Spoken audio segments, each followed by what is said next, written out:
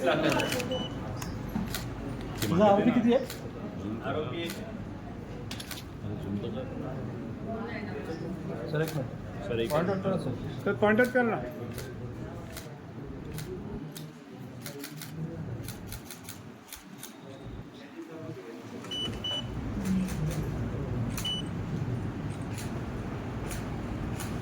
Narpoli police Thane येथे सोनसाखळी चोरी chain स्नॅचिंगचा गुन्हा दाखल झाला.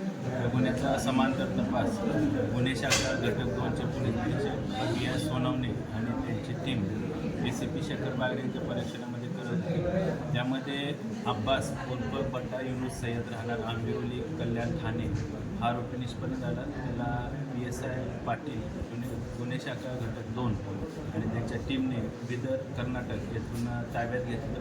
त्याच्याकडून एकूण 20 चेन स्नॅचिंगचे गुन्हे उघडकीस आले आहेत. त्यामध्ये 232 ग्रॅम सोनं त्याची किंमत अंदाजे 30 लाख इतकी आहे.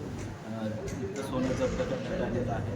सदर आरोपीला आज भिवंडी शहर पोलीस ठाण्याच्या गुन्ह्यामध्ये रिमांडमध्ये घेतलेलं आहे. त्याला मान्य न्यायालयामध्ये आम्ही हजर करून पुढील रिमांड घेणार आहोत. सर कशी होती त्याची मोडस?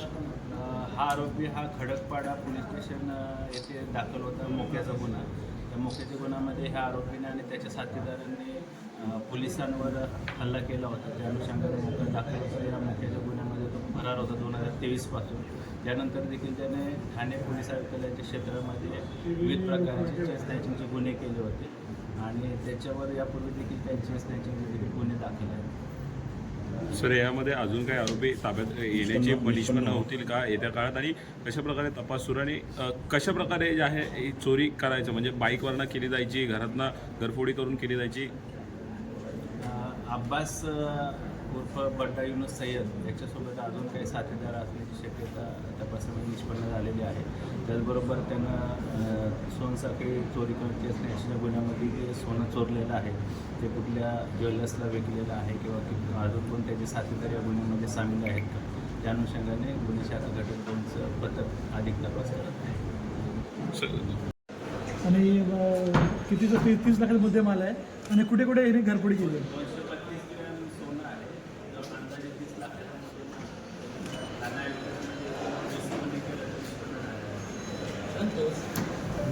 आहे.